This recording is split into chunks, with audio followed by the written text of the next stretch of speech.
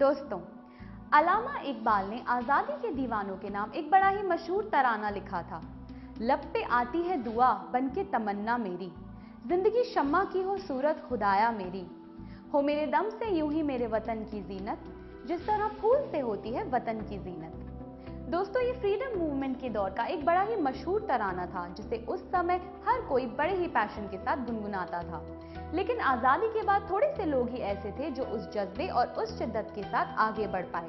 हमारे आज के गेस्ट इस तरह की राष्ट्रवादी सोच को खुद में जिंदा रख पाने वाली चंद हस्तियों में से एक हैं, जो अपनी पूरी जिंदगी वतन परस्ती के रास्ते पर चले। बदलते वक्त के साथ दौर बदला, जिम्मेदारियां बदली, पर जो ना बदला वो था उनका जज्बा, उनकी शख्सियत। दोस्तों, ये अजीम शख्सियत शहर भोपाल के एक पढ़े लिखे और अदीब खानदान में पैदा हुए।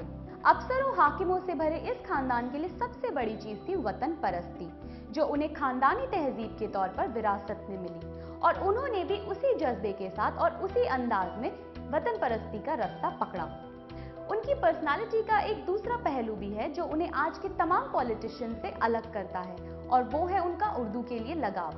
उर्दू उनके लिए महज एक लैंग्वेज या एक डायलेक्ट नहीं है, बल्कि हमारे कॉमन हेरिटेज का एक अहम हिस्सा है, जिसे वो देश की डेवलपमेंट के साथ साथ आगे बढ़ते हुए देखना चाहते हैं। तो दोस्तों, चलिए आज हम आपकी मुलाकात करवाते हैं एक ऐसी ही शख्सियत से, उत्तराखंड के गवर्नर डॉक्टर अजीज कुरैशी से।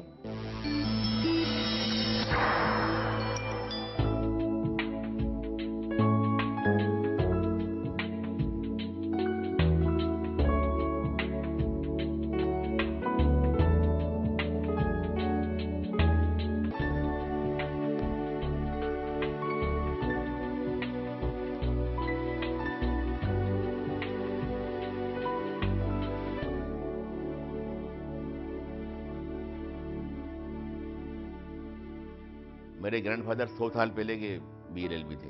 अलीगढ़ यूनिवर्सिटी जब यूनिवर्सिटी नहीं बनी थी, कॉलेज था, वहाँ से BA उन्होंने किया। उसके बाद इलाहाबाद से लॉ उन्होंने किया। Then inter government job. हमारे जितने और ख़ानदान के लोग थे, ये इनमें कुछ तालीम ऐसी चीज़ थी इसका ताल्लुक सबसे करीबी रहा। तो वही मुझ में आया। माई ग्रैंडफादर वॉज अ नेशनलिस्ट। वो ज़माने में भी जब मुस्लिम लीग का बहुत जोर था, he was Nazim in Tonk state, judicial, executive, legislative, सब नवाब साहब को नुमाइंदा होता था वो। लेकिन वो उस वक्त भी प्रो गांधी थे, वो गांधीयन थे। आगे केप गांधी केप जो है उन्हीं की देन है मुझको आगे लगाया। जब मुस्लिम बड़ा उसको इतराज़ किया करते थे इस बात के ऊपर आके, but he always condemned concept of Pakistan, मुल्क की तकसीम, कम्युनल पॉलिटिक्स। हमेशा उन्होंने इसकी मुखालफत की और सपोर्ट करते रहे गांधी आइडियाज़ को। मैं एक्चुअली स्कूल डेज में था अपने, तो स्कूल डेज में पंडित नेहरू की तकरीर थी, एक first speech as prime minister of India. 51-52 8th class में था मैं की। Then I joined Congress Seva Dal. It was not a political party, it was a volunteer corps unit of Congress party. Pandit Nehru के फोटोग्राफ इस जमाने का है, blue pant, white shirt, cap, एक लाठी हाथ में आगे ट्रेनिंग दिया करते थे आगे ये। तो आई ज्वाइंड कांग्रेस सेवादल। सेवादल का खाली वॉलंटियर कोर थी कांग्रेस पार्टी की, जिसका काम सिर्फ सर्विस था। Service to weaker sections, service to humanity, service to patients, service to common man, service to the party itself आके। तो 54 तक मैं रहा सेवादल में। उसके बाद भी कंटिन्यू किया सेवादल में, बट 54 में I was appointed general secretary of Bhopal students Congress. College में एक्चुअली मैंने पहला MA किया पॉलिटिकल साइंस में। फिर मैं उसके बाद काम करता रहा, बीच में लॉ भी किया, क्योंकि 2 फाइनल नहीं होते, तो 2 प्रीवियस किए, फिर लॉ फाइनल किया, फिर उर्दू का MA फाइनल किया, फिर PhD की उसके बाद पॉलिटिकल साइंस में। और फिर इंडियन यूथ कांग्रेस का जन्म हुआ, तो मैं पहला आदमी भोपाल से था। हैदराबाद का संगठन जब हुआ है, मैंने जाके उसको अटेंड किया था उसको आगे। So I can claim myself is founder member of Indian youth Congress. तो 54 में भोपाल का पहला जनरल सेक्रेटरी यूथ कांग्रेस का मैं बनाया गया। 67 में एक भोपाल में एक जगह है सीहोर, जहाँ से बाद में MLA हुआ, वहाँ कम्युनल लाइट हो गई। वो ताजुद्दीन फैमिली एक थी, वो एक हिंदू इलाके में रहा करती थी, दे वर वेरी पॉपुलर। वो जाके जो मैंने हालत देखा तो मुझे बर्दाश्त नहीं हुआ कि ये इनके लिए अनाउंस किया है आपने कि 13,000 रुपये मिल जाएंगे उनको, और ये होगा और वो होगा। लेकिन मुझे अब तक याद है मेरे वर्ड को कि ravished modesties, burned houses, orphan children, widowed women, इनकी कंपल्सन या आपकी अमाउंट रकम नहीं है आपकी।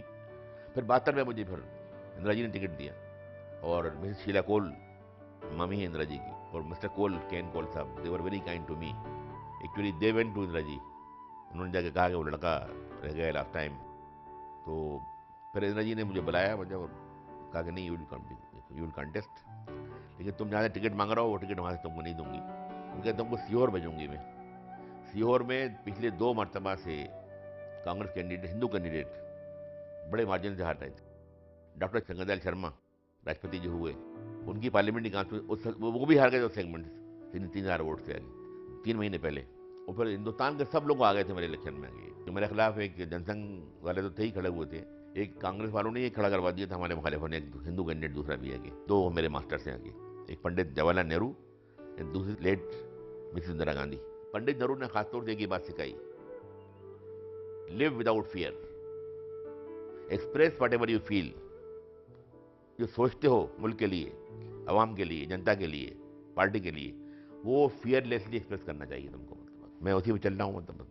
और आज मुझे पूरा यकीन से आपसे कहता हूँ, सोनिया जी ने गरीबों के लिए, वीकर सेक्शन के लिए, माइनॉरिटीज़ के लिए, वो सारे उनकी एफर्ट्स हैं उनके ख्वाबों में रंग भरने के लिए, सोनिया जी ने पूरी एफर्ट की कर रही हैं। आज के ज़माने में जो यूथ है कितने ही काम करता हो, एक तो उसमें आज बाकी नहीं रही है मतलब आगे। To create a new social order in the country, हमारे to bring equality, to wipe out the exploitation, ये आज मेरे ख्याल में, आई मे बी रॉन्ग, लेकिन जो नस्ल में थी आज बाकी नहीं रही आगे।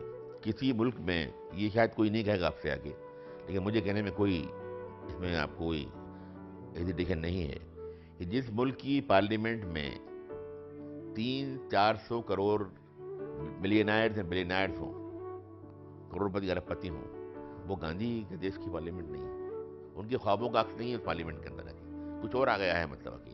अगर बहुत ही आम आदमी के अल्फाज में आप मुझसे पूछेंगे, कॉमन मैन के शब्दों में, तो उस ज़माने के जो दुश्मन थे वो आज के दोस्तों से बेहतर थे। इंडिपेंडेंस के बाद उर्दू को जो उसका हक मिलना चाहिए था वो नहीं मिल सका, जबकि जवाहरलाल नेहरू और इंदिरा गांधी जैसे प्राइम मिनिस्टर ने चाहा इस बात को आके कि उर्दू को प्रोटेक्शन मिले, उसको आगे बढ़ने का मौका मिले और उसको उसका हक मिले।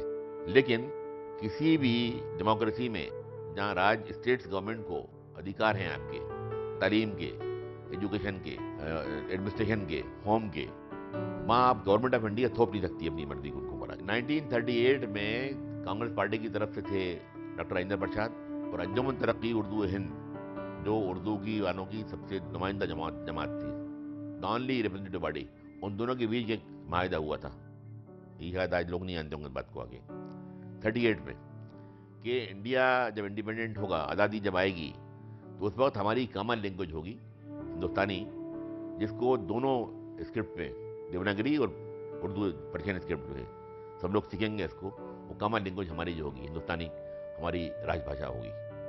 ये हम उस पर पाबंद थे इस बात के ऊपर आके। इंडिपेंडेंस जब आई तो कॉन्स्टिट्यूशन असेंबली में गरीबन एक वोट से, हिंदी हो या हिंदुस्तानी हो, ये डिफीट खा गया ये प्रस्ताव। एक वोट से ये बात तय की गई कि नहीं, हिंदी हिंदुस्तानी नहीं, हिंदी हमारी राजभाषा होगी।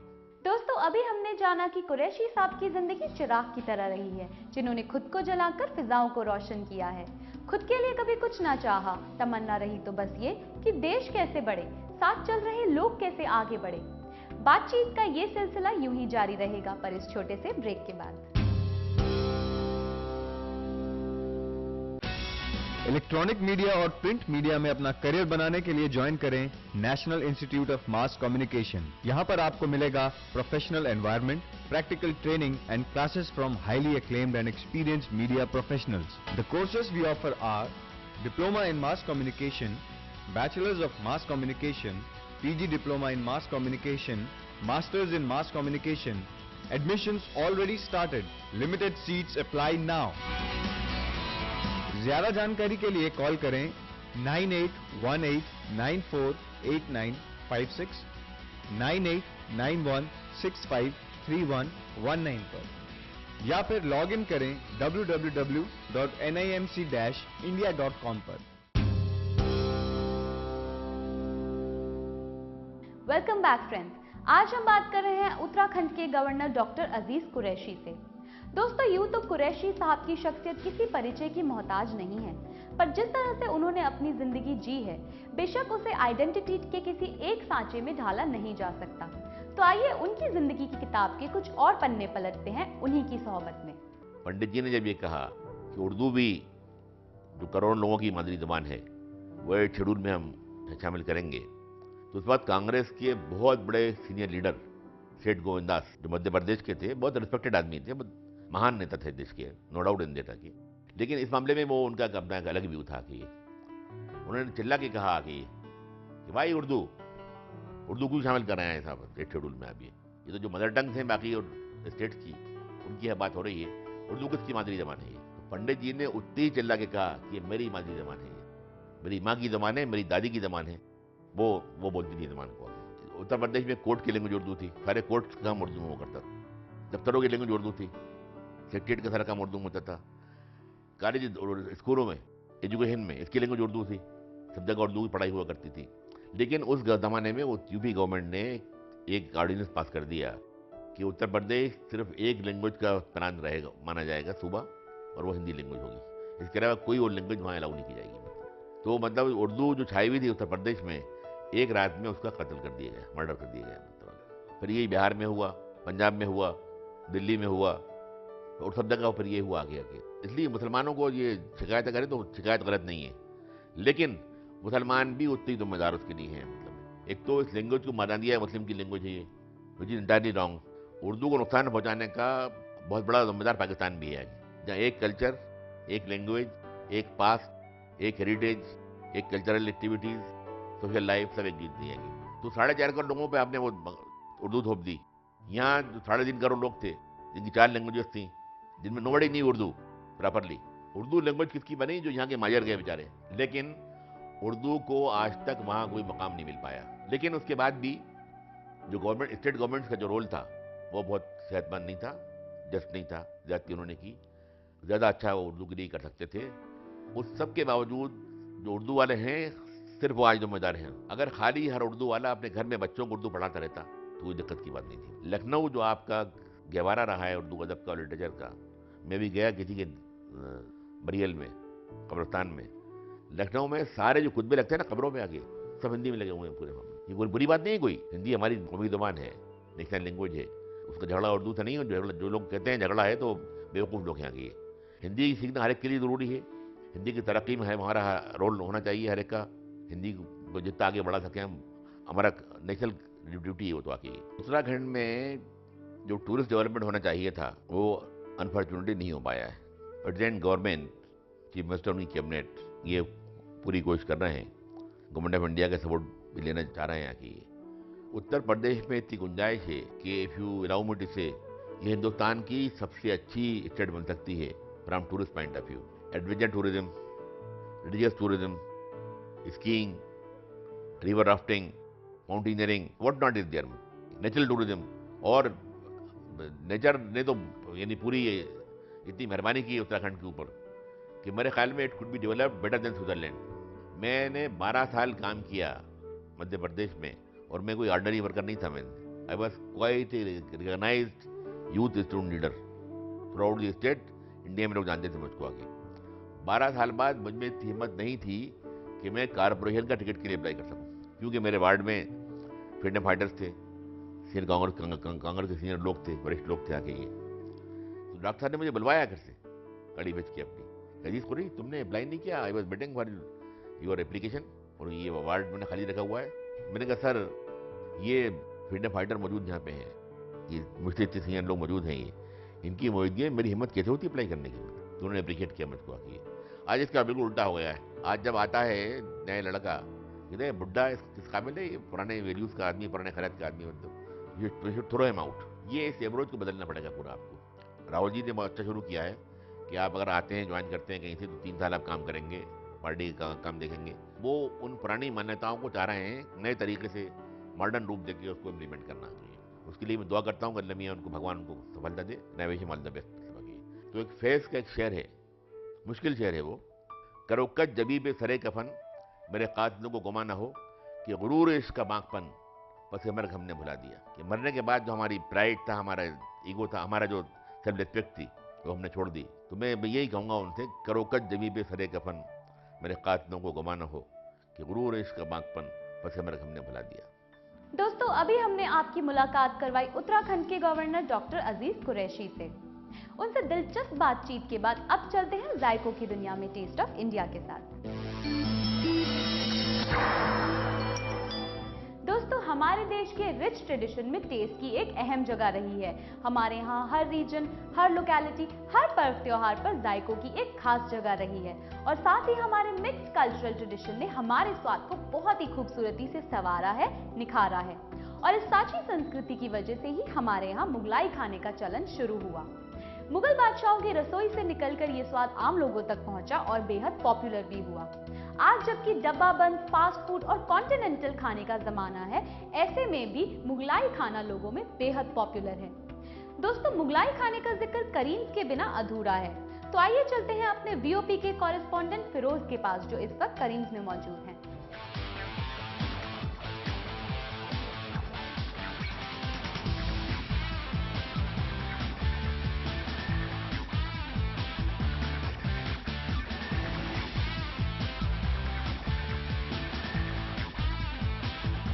हेलो दोस्तों, टेस्ट ऑफ इंडिया में आपका स्वागत है। आज हम आए हैं करीम्स पर। करीम्स अपने आप में बहुत बड़ा नाम है। करीम्स का नाम आए और मुंह में पानी ना आए तो ऐसा तो हो ही नहीं सकता। करीम्स पर वो खाने मिलते हैं जो पहले मुगल्स की किचन में बना करते थे, लेकिन आज ये खाना हर कोई टेस्ट कर सकता है। चलिए देखते हैं कि करीम्स में क्या क्या खाना है।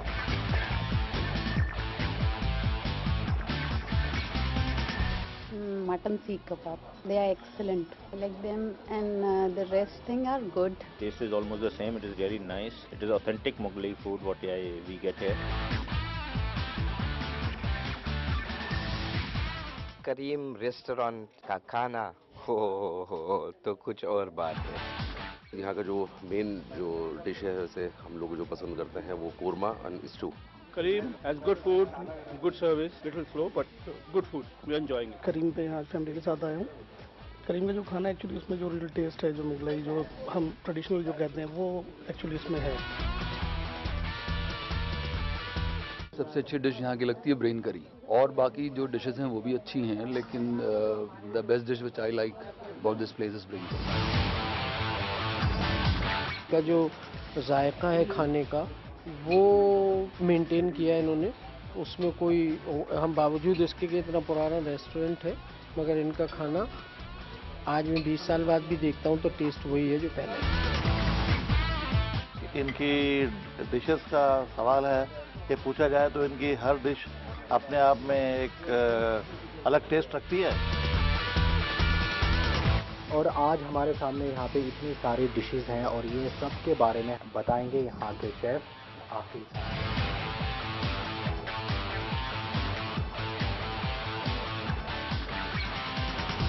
ये हमारा ये मुगल के टाइम से ये चला आ रहा है। हमारे जो घर के बड़े थे, आज हमारी 5वीं पीढ़ी चल रही है। ये हमारे उन्होंने ये स्टार्टिंग करा था, छोटा सा ढाबा लेके, जिसमें दाल वगैरह, दाल गोश्त वगैरह बेचते थे। लोगों को पसंद आया, आहिस्ता आहिस्ता हम चीज़ें बढ़ाते गए, लोगों को और डिमांड होती गई, तो आज आपके सामने अल्हम्दुलिल्लाह इतनी बड़ी ब्रांचें खड़ी हुई हैं दिल्ली में। ये हमारे सामने लग गया है करीम्स का दस्तरखान। ये जग को देखकर हमें याद आता है कि मुग़ल पीरियड का टाइम हमें याद आता है कि वो खाना कैसे खाया करते थे, उनका दस्तरखान कैसे सजता था। और आज हमारे सामने यहाँ पे इतनी सारी डिशेस हैं और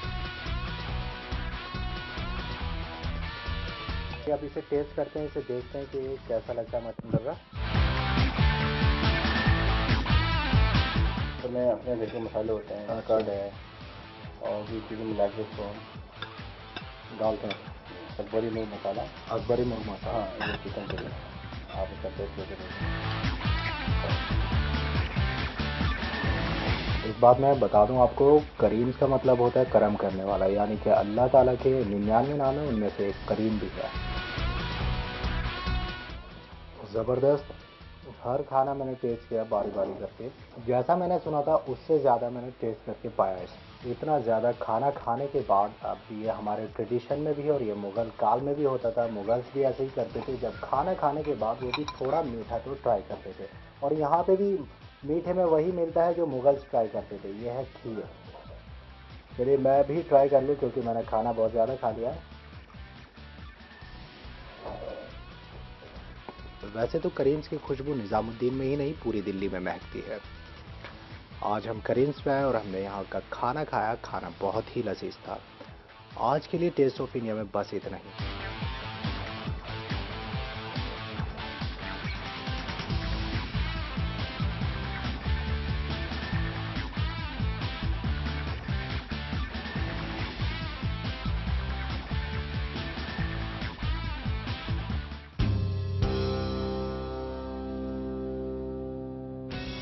इलेक्ट्रॉनिक मीडिया और प्रिंट मीडिया में अपना करियर बनाने के लिए ज्वाइन करें national institute of mass communication. यहाँ पर आपको मिलेगा professional environment, practical training and classes from highly acclaimed and experienced media professionals with in-house web channel Voice of People, news portal ANN247.com and production house ITV, which has made more than 50 public service messages for different departments of government, Saregama for Zee Punjabi and many other shows. You get the chance to have hands-on experience while studying. We also offer 100% internship and placements. With power of knowledge and opportunities, make your future secure in the field of media. The courses we offer are Diploma in Mass Communication, Bachelors of Mass Communication, PG Diploma in Mass Communication, Masters in Mass Communication. Admissions already started. Limited seats apply now.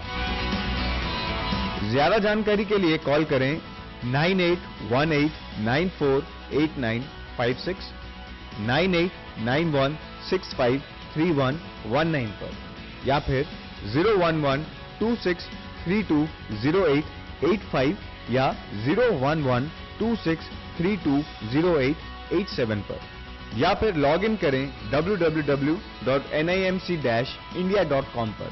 You can also walk into 84A Bharat Nagar, New Friends Colony, New Delhi.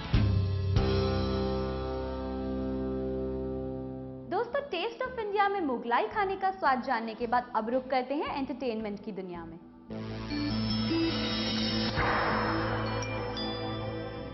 Friends, इस हफ्ते box office पर अपनी किस्मत आजमाने आ रही है comedy king कहे जाने वाले डेविड धवन की चश्मे बद्दूर। ये फिल्म 1981 में आई डायरेक्टर साई परांजपे की चश्मे बद्दूर का रीमेक है। डेविड धवन ने कहानी और ट्रीटमेंट सेम रखते हुए फिल्म को आज के माहौल के हिसाब से सांचे में ढाला है। साई परांजपे की चश्मे बद्दूर 1981 में आई एक लो बजट फिल्म थी। सारे कलाकार तो बेहद मंजे थे, पर स्टार कोई नहीं था। पर इस फिल्म ने बॉक्स ऑफिस पर धूम मचा दी थी। ये फिल्म दिल्ली यूनिवर्सिटी में पढ़ने वाले 3 यंगस्टर्स सिद्धार्थ, ओमी और जय की कहानी है, जो समर वेकेशन में घर नहीं जाते हैं और इसी दौरान उनकी जिंदगी में नेहा नाम की एक लड़की आती है। ये फिल्म इन तीनों दोस्तों का लड़की का दिल जीतने से जुड़ी कन्फ्लिक्ट की कहानी है। ये फिल्म आज भी एक कल्ट रोमांटिक कॉमेडी के तौर पर जानी जाती है। फारूक शेख, राकेश बेदी, रवि बसवानी और दीप्ति नवल अपने अपने किरदारों में आज भी लोगों को याद हैं। साई परांजपे की कहानी की नींव पर डेविड ने अपनी फिल्म की इमारत खड़ी की है एक नए अंदाज में। इस फिल्म में सिड, ओमी और जय के रोल में क्रमशः अली जफर, सिद्धार्थ और दिव्येंदु शर्मा नजर आएंगे। नेहा का किरदार निभा रही हैं तपसी पन्नू। जहां पिछली चश्मे बद्दूर एक यादगार फिल्म थी, वहीं ये फिल्म कई मायने में बेहद कमजोर रही है। फिल्म के सारे एक्टर्स पूरी तरह से अपने किरदारों में रम नहीं पाए हैं। यूं तो अच्छे लोकेशंस और बेहतर सेट्स लगाकर डेविड ने फिल्म को एक चमकदार लुक देने की काफी कोशिश की है, पर ज्यादा कामयाब नहीं हो पाए हैं। ये फिल्म गीत संगीत के मामले में भी पिछली चश्मे बद्दूर से पिछड़ गई है। अर्ज किया है, अगर तुम सफेद साड़ी में लाल बिंदी लगा कर आ जाओ तो माँ कसम एम्बुलेंस लगोगी। कुल मिलाकर कहें तो साई परांजपे की कहानी ही इस फिल्म को थोड़ा बचा पाई है, जबकि इस हफ्ते पुरानी चश्मे बद्दूर का डिजिटल वर्जन भी दर्शकों तक आ रहा है।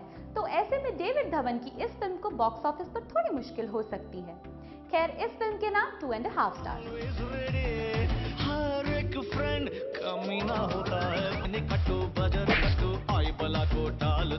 आगे से बटी पीछे से कटी, पंगा लिया तो मार दे कल्टी, मुफ्त का चंदन किस मेरे नंदन, माल बचा के भाग तू ऊपर से बोलते हैं व्हाट्सएप पे, नीचे से खींचते हैं चट्टी चट्टी, साला इज्जत उतारने को ऑलवेज रेडी, हर एक फ्रेंड दोस्तों, ये था हमारा आज का द ग्रेट इंडिया शो, जिसमें हम मिले उत्तराखंड के गवर्नर डॉक्टर अजीज कुरैशी से, टेस्ट ऑफ इंडिया में जाना मुगलाई खानों के जायकों के बारे में और पड़ताल की इस हफ्ते की फिल्म चश्मे बददूर की।